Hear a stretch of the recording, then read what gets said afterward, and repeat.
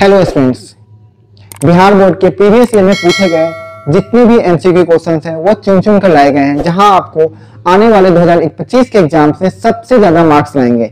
चलिए शुरू करते हैं। हमारा पहला क्वेश्चन है, निम्न में से कौन सा पदार्थ लेंस बनाने के लिए प्रयुक्त नहीं किया जा सकता? किस पदार्थ से हम लोग लेंस नहीं बना सकते हैं? अगर हम बात करते हैं किस पदार्थ से लेंस नहीं बना सकते हैं, तो हम लोग लेंस मिट्टी से नहीं बना सकते। किससे नहीं बना सकते हैं? तो मिट्टी से लेंस नहीं बनाया जा सकता है। अगला क्वेश्चन हम लोग करते हैं, एक उत्तल लेंस की क्षमता एक डायोप्टर है, तो उस लेंस की फोकस दूरी क्या होगी? जी हाँ, एक उत्तल लेंस की क्षमता एक डायोप्टर है, तो उसका फोकस लेंस जो होगी वो होगा हमारे पास 1 + 100 सेंटीमीटर। और डायोप्टर क्या है? डायोप्टर हमारा लेंस की क्षमता का एसआई मात्रक होता है। लेंस की क्षमता का एसआई मात्रक क्या होता है? लेंस की क्षमता का एसआई मात्रक हमारा डायोप्टर्स होता है। नेक्स्ट क्वेश्चन करते हैं हम लोग। हमारा नेक्स्ट क्वेश्चन है, किसी बीम का वास्तविक तथा समान साइज का प्रतिबिंब प्राप्त करने के लिए बीम को उत्तल लेंस के सामने कहां रखा जाना चाहिए? तो इसका सही आंसर होगा फोकस दूरी की दुगनी दूरी पर। फोकस दूरी की दुगनी दूरी पर, इसका मतलब है रेडियस ऑफ कर्वेचर, वक्रता त्रिज्या पर रखना होगा। अगला क्वेश्चन करते हैं, किसी गोलीय दर्पण तथा उसकी पतली लेंस दोनों की फोकस दूरी -15 सेंटीमीटर है तथा लेंस दर्पण तथा लेंस संभवतः है, क्या होगा? तो आंसर होगा हमारा दोनों ऑप्टल लेंस होंगे। अगला क्वेश्चन हम लोग देखते हैं। अगला क्वेश्चन है, प्रकाश के अपवर्तन के कितने नियम होते हैं? जी हाँ, प्रकाश के अपवर्तन के कितने नियम होते हैं? प्रकाश के अपवर्तन के 2 नियम हैं। साथ ही साथ प्रकाश के परावर्तन के कितने नियम हैं? तो प्रकाश के परावर्तन का भी हमारा नियम कितने होते हैं? प्रकाश के परावर्तन के भी 2 नियम होते हैं। सरल सूक्ष्मदर्शी में किसका उपयोग किया जाता है? जी हाँ, क्वेश्चन क्या पूछा गया है? सरल सूक्ष्मदर्शी में किसका उपयोग किया जाता है? सरल सूक्ष्मदर्शी में उत्तल लेंस का प्रयोग किया जाता है। किसका प्रयोग किया जाता है?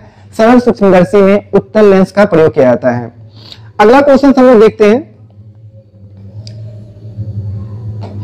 किसी माध्यम के अपवर्तनांक का मान क्या होता है? किसी माध्यम के अपवर्तनांक का मान क्या होगा? आंसर होगा sin I / sin R। और इसी को हम लोग स्नेल का नियम भी कहते हैं। यही हमारा क्या है? स्नेल का नियम भी है। यह हमारा क्या है? sin I / sin R क्या होता है? स्नेल का नियम होता है। अगले क्वेश्चन पे हम लोग चलते हैं। अवतल लेंस का आवर्धन बराबर होता है। अवतल लेंस का आवर्धन किसके बराबर होता है? अवतल लेंस का आवर्धन m = v/u होता है। m = v/u होता है। वही चीज अगर हम लोग दर्पण की बात करें तो m = -v/u होगा। अगला क्वेश्चन करते हैं, गोलीय दर्पण में फोकसांतर एवं वक्रता त्रिज्या के बीच क्या संबंध है? गोलीय दर्पण फोकसांतर और वक्रता त्रिज्या में संबंध है R = 2f। वक्रता त्रिज्या फोकस दूरी का क्या होता है? दुगना होता है। वक्रता त्रिज्या फोकस दूरी का क्या होता है? दुगना होता है। अगला क्वेश्चन है, निर्गत किरण एवं अभिलंब के बीच बने कोण को क्या कहते हैं? निर्गत किरण और अभिलंब के बीच बने कोण को हम लोग परावर्तन कोण कहते हैं। क्या कहते हैं? परावर्तन कोण कहते हैं।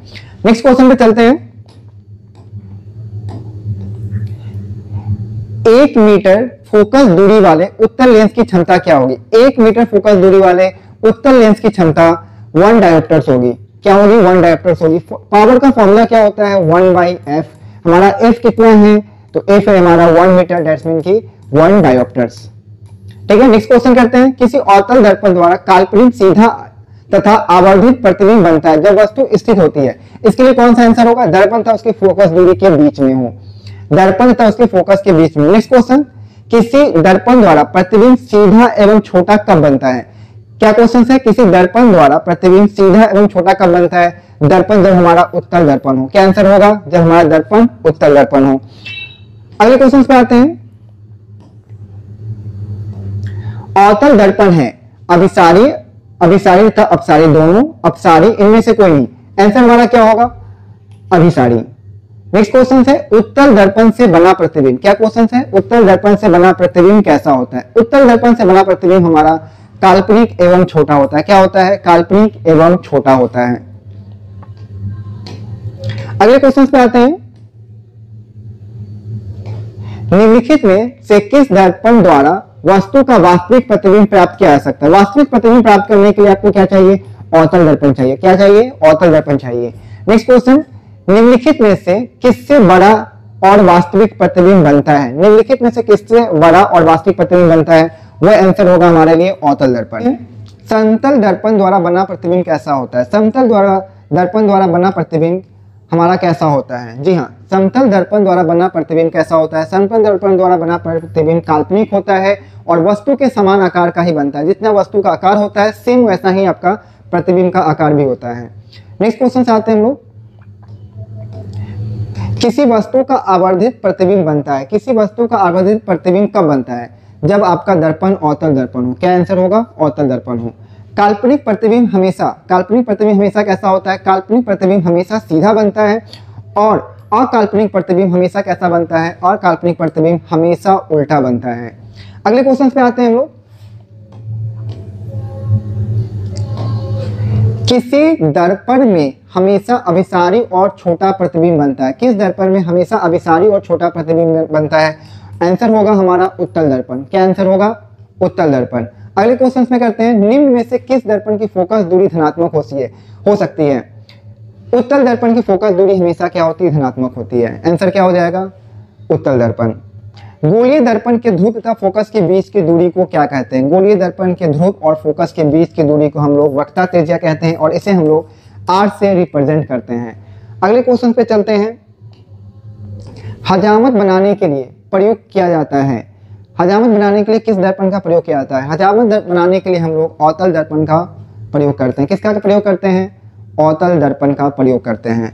अगले क्वेश्चन पे चलते हैं हम लोग। सोलर कुकर में प्रयोग किया जाता है। सोलर कुकर में क्या प्रयोग किया जाता है? सोलर कुकर में अवतल दर्पण उपयोग किया जाता है। इसी के साथ हमारा नेक्स्ट क्वेश्चन है, सर्च लाइट की परावर्तक सतह। सर्च लाइट की परावर्तक सतह होती है, कैसी होती है? अवतल दर्पण की। सर्च लाइट की परावर्तक सतह कैसी होती है? अवतल दर्पण होती है। रोगियों के कान, नाक, गले आदि की जांच के लिए डॉक्टर प्रयोग करते हैं। क्या प्रयोग करते हैं? अवतल दर्पण का प्रयोग करते हैं। किसका प्रयोग करते हैं? अवतल दर्पण का प्रयोग करते हैं।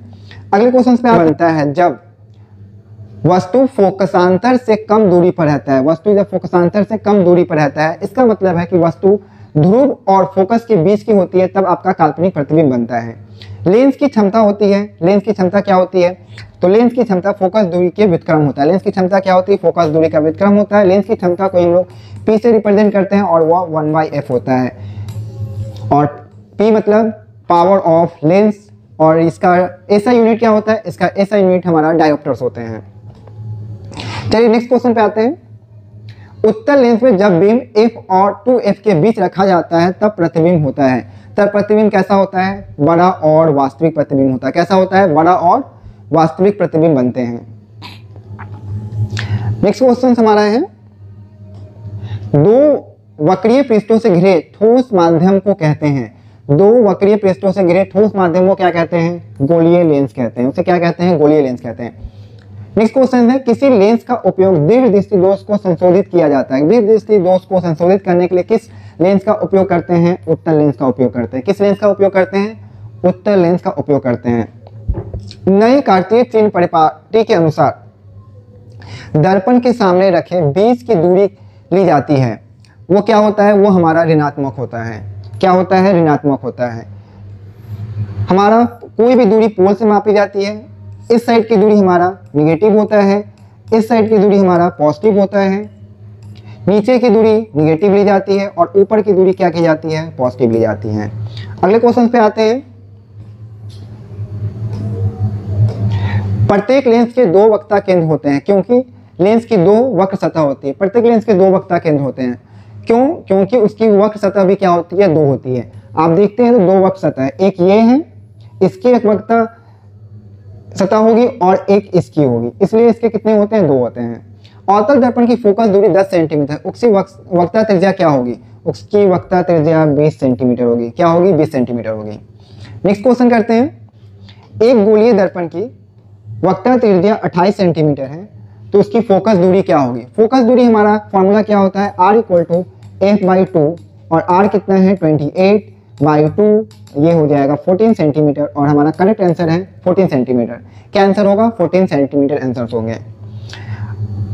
नेक्स्ट क्वेश्चन, 10 सेंटीमीटर फोकस दूरी के वाले एक अवतल दर्पण के सामने 20 सेंटीमीटर दूरी पर एक बीम रखने पर उसका प्रतिबिंब कहाँ बनेगा? उसका प्रतिबिंब कहाँ बनेगा? दर्पण के वक्रता केंद्र पे। कहाँ बनेगी? दर्पण के वक्रता केंद्र पर बनेगा।